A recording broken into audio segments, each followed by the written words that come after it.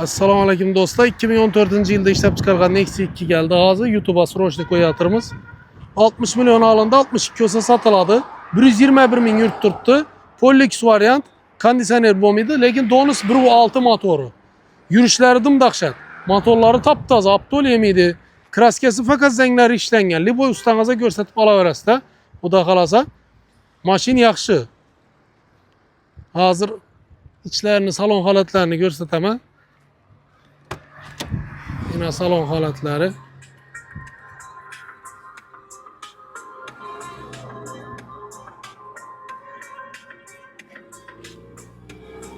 Arka tamandan ham.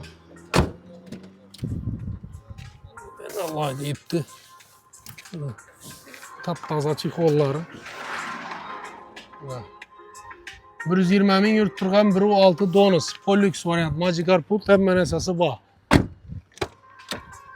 Yaxshi mashin so'rab yurganlarga Nexia so'rab yurganlarga tashakkur qilsangizlar bo'ladi. Hazzati Bey deyman desangizda shunday Nexia olishlaringiz kerak edi. Mana Donus 1.6. Asa kelaverasizda mashinamiz shu taftoda qo'yildi yine.